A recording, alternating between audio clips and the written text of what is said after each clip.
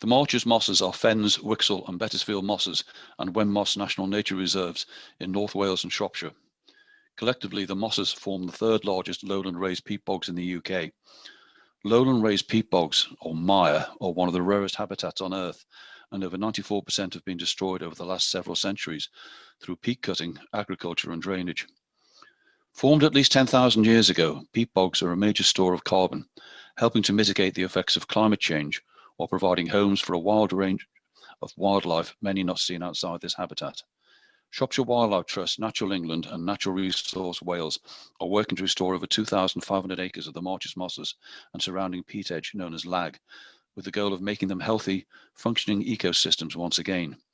We are working to remove invasive scrub and trees, retain more rainwater on the centre of the mosses, recreate bog on marginal fields, control air and water pollution, and continue the cleanup of the former scrapyard site on the edge of Wixell Moss. We also want to make the Marches mosses more accessible by improving interpretation and access, installing a wheelchair accessible bird hide, running a volunteering programme, and holding community events. The mosses are a key to preventing climate change by holding 24 million tonnes of carbon. Healthy peat locks carbon in, holding more carbon acre for acre than woodland. But if peat is allowed to dry out or is cut for burning or garden compost, the carbon is released into the atmosphere as CO2, thus adding to the climate crisis. Peat is 90% water, making the mosses a natural protection against flooding, slowing the flow downstream. Here you see the location of the Marches mosses, and as you can see, they're on the Shropshire-Welsh border with 2/3 of them inside Wales. Nearest big town is Whitchurch.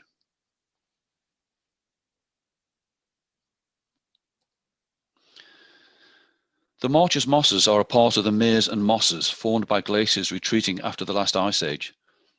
The meres and mosses are a chain of bogs, marsh and fen wetlands of international importance, spilling out from Cheshire into Shropshire, Staffordshire and part of North Wales. While only a fragment of their former size, they are still home to many plants and insects that are rarely found elsewhere.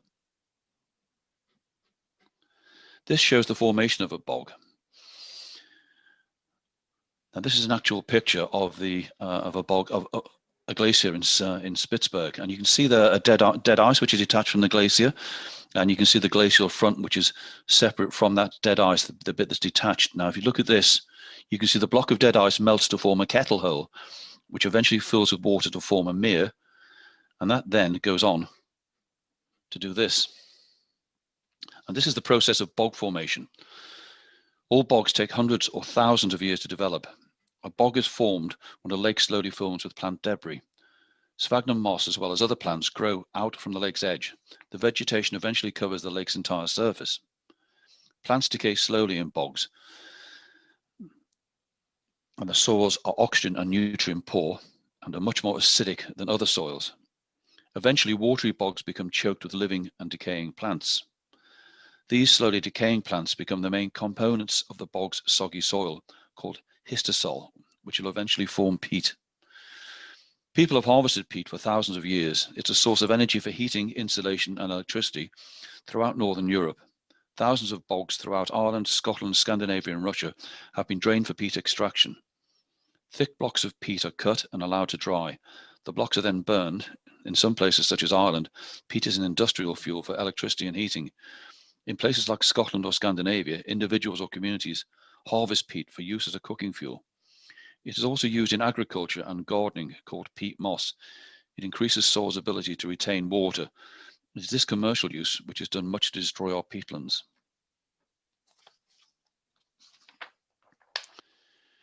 Regenerating the peat at the Marches mosses aids in the fight against the climate crisis by storing more carbon.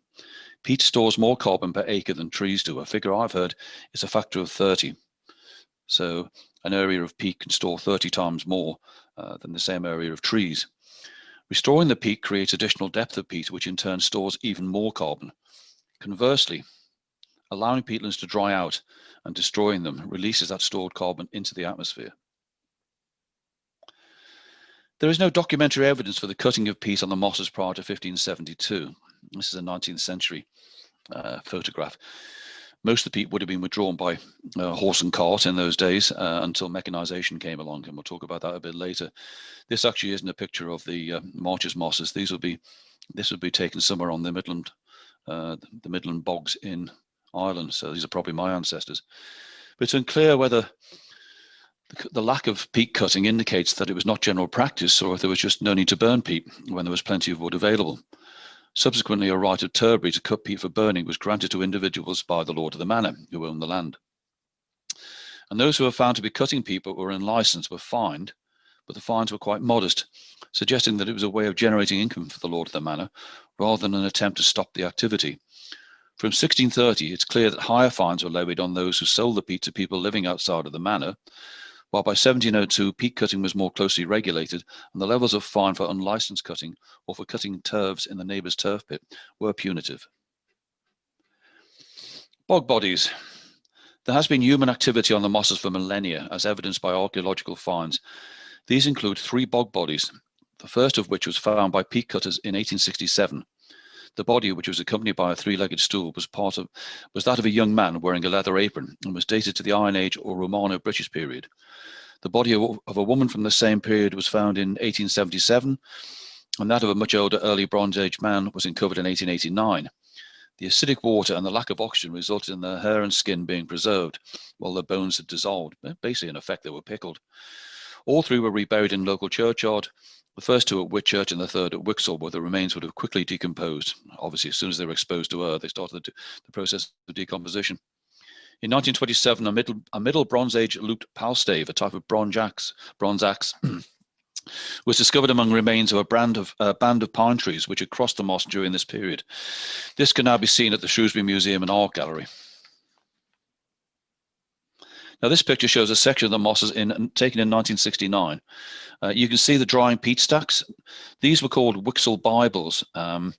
They were pulled out with an uplifter, a tool which is specifically designed to cut these blocks into this particular shape. And they were called Wixall Bibles because they looked about the same size as a big church Bible. And on the right-hand side, you can see a drainage channel taking water off the moss, which is exactly what we don't want, the water running off the moss. We want water to stay on the moss. So you can see these being laid out and drying out, ready for use. If you look at this photograph, this is taken 50 years later from almost exactly the same spot. And what you're looking at here is cotton grass on a healthy restored bog, which is regenerating and returning to nature. Completely different picture. So 90% of the meres and mosses have been drained since 1600. And you can see here a 4% increase in the scale of cutting happened at the mosses in 1998, sparking the campaign for its rescue. While a man or men, and it was mostly men, with shovels could remove a certain amount of turf, machines like this, which we still have at our manor house base, could remove in industrial quantities. And it was suddenly realized that what was happening was it was just turning the mosses into a brown desert. And if something wasn't actually done to stop that happening, this unique landscape would just simply disappear and be lost for mankind.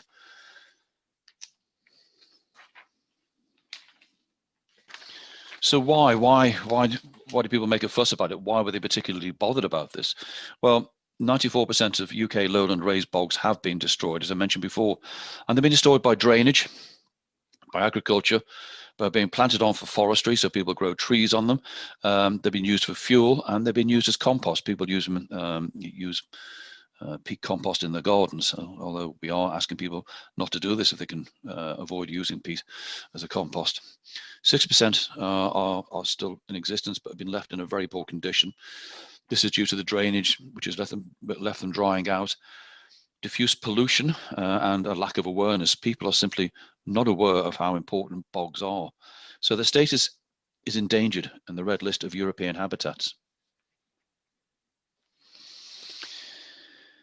The surface of a restored bog should be made up of 2 distinct layers. You can see from this that they're called an acrotelm and a catatelm. The thin upper layer, or acrotelm, is typically up to 30 centimeters deep, aerobic, and consists of living and dead plant material. Below this is the catatelm, a much thicker layer of peat, up to 10 meters, which comprises an accumulation of partially decayed plant material in anaerobic and saturated conditions.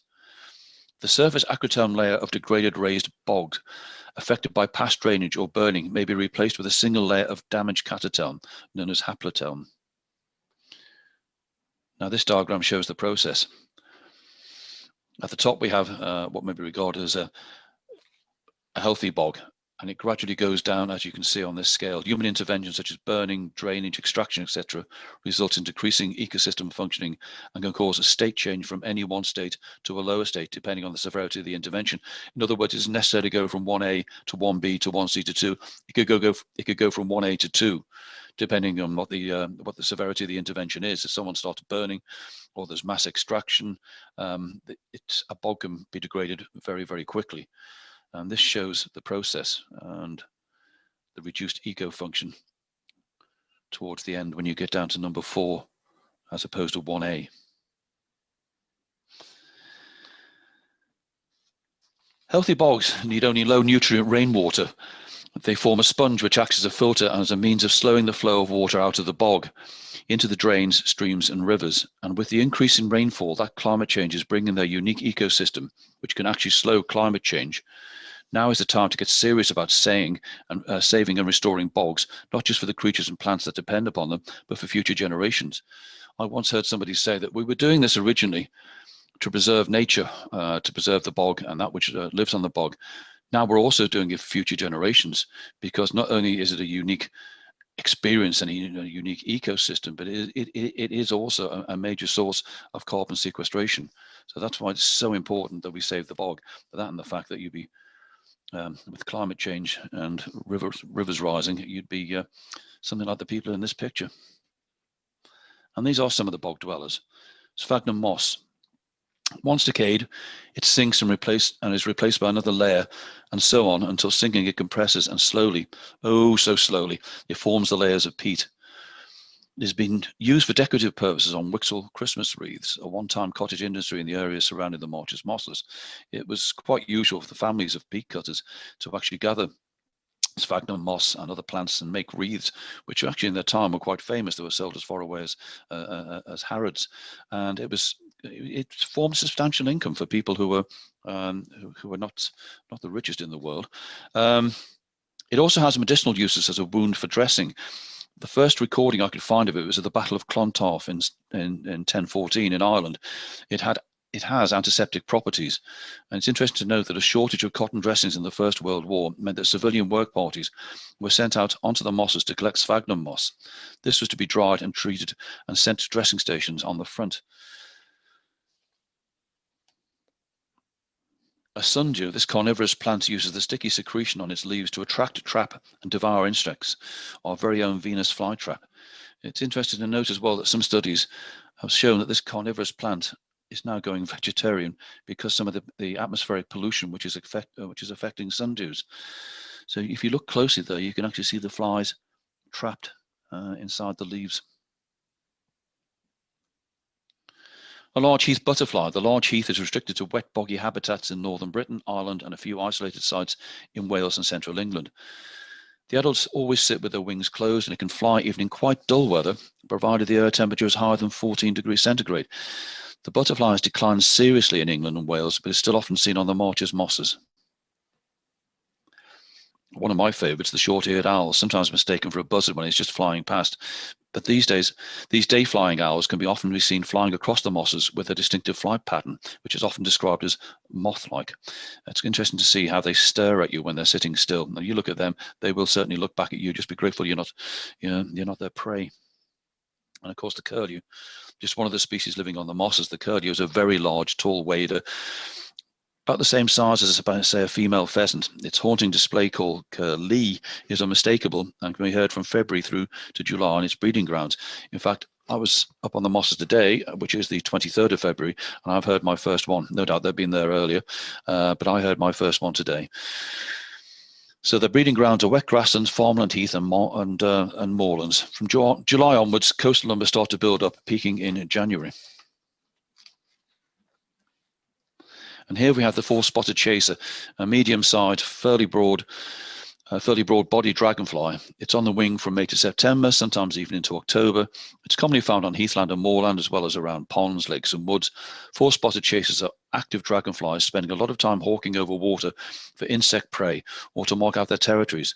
They also form the main food source for the hobby. And here we see one actually partaking. The harpy Falco Cebu is a small falcon, smaller than a kestrel. With their long wings and streamlined shape, they are perfectly evolved for catching dragonflies and small birds such as house martins and swifts, actually on the wing, often transferring their quarry from talon to mouth in mid-air. They are migratory species coming to the UK in summer to breed and wintering in Africa. Hobbies can be seen hunting over heathlands, flooded gravel pits, and woodland edges. They can be seen April to October, but I always reckon the best time to see them is May if you're coming to the marches, mosses, and they do put on a fantastic display. These aerial acrobats never fail to let you down. They put on an absolutely stunning display.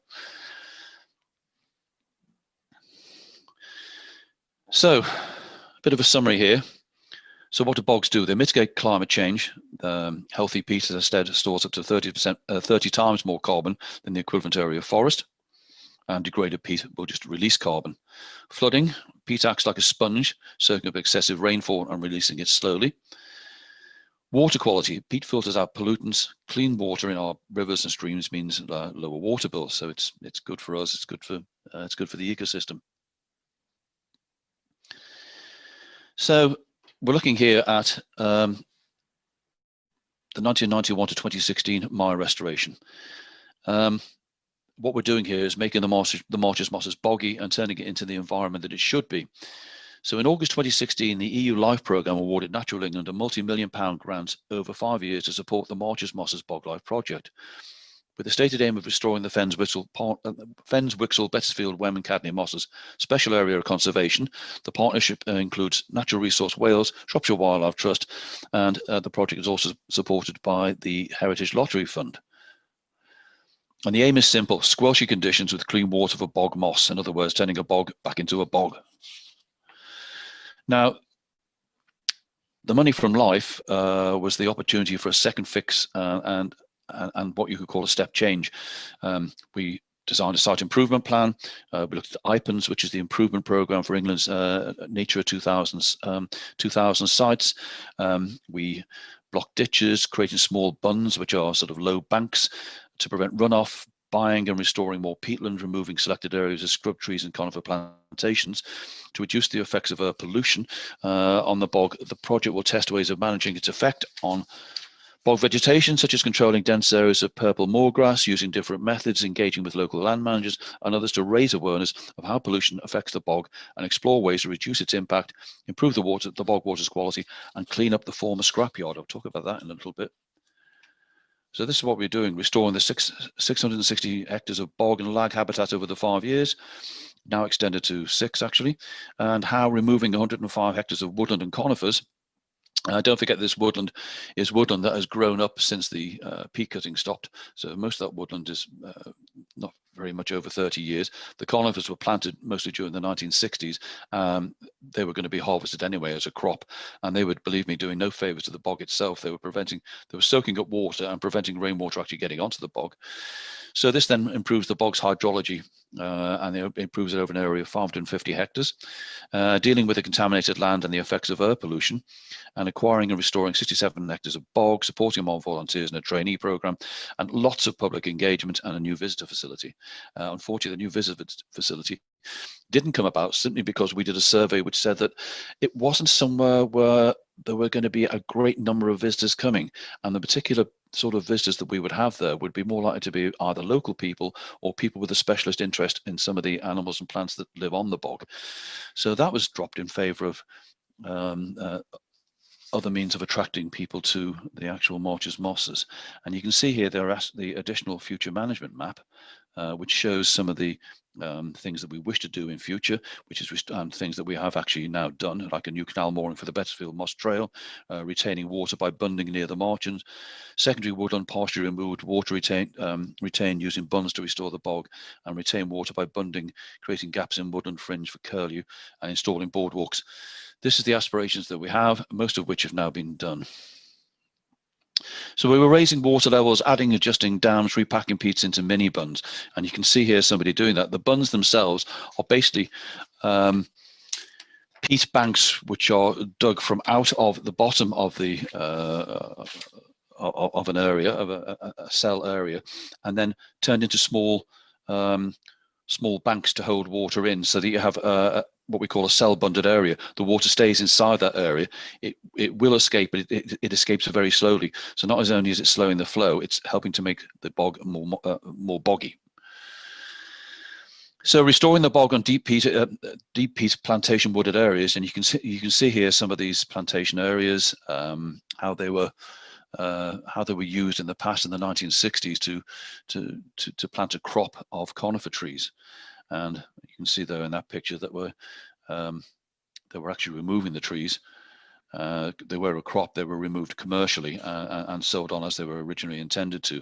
But of course, they're not being replaced. They're being replaced with bog. And here is an interesting aerial photograph. And you can see in this photograph here, if you look towards the center right, you can see what is now the former scrapyard, as it was in its days, its full glory, if you could use that word about a scrapyard, when it was full of vehicles. That had to be cleared. Here's a picture of it, actually delightful in the middle of a national nature reserve. And the woodland, that would have to be thinned out and has been done so. And of course, we carried out bunding and so forth on the actual bog itself. And here you can see what was known as the flooders field. The flooded fields now known as sinkers fields, where the bird hide is going to be going and a drainage scheme is going to be put in. We also did air and water pollution investigation works, such as SNAP, which is the Site Nitrogen Action Plan. With the Site Nitrogen Action Plan, it's something airborne nitrates come back down as ammonia and actually can come down or do come down onto the bog. And a lot of these are agricultural, from agricultural practices, agricultural fertilizers. So not only do you have the problem of clearing the scrapyard, which has now been done, 40,000 tires, but you also have to clear the Molinia. Molinia grass grows very, very strongly and will actually prevent a lot of other plants from growing on the site. So there's a constant battle against Molinia and letting it overpower the other plants. And of course, we constantly monitor the ammonia levels on the site. So here we have the people, community and volunteers, and this was designed so the people and communities of location, communities of interest and volunteers would become interested in the site and take away the message of why we're restoring and how we're restoring it. I don't know who that big brown-haired guy is at the back, but he always seems to photobomb my photographs. And so fingers crossed for the next chapter in many of these special mosses. And this picture here shows some of the creatures and some of the reasons, some of the plants, and this is why we're doing it. Thank you very much.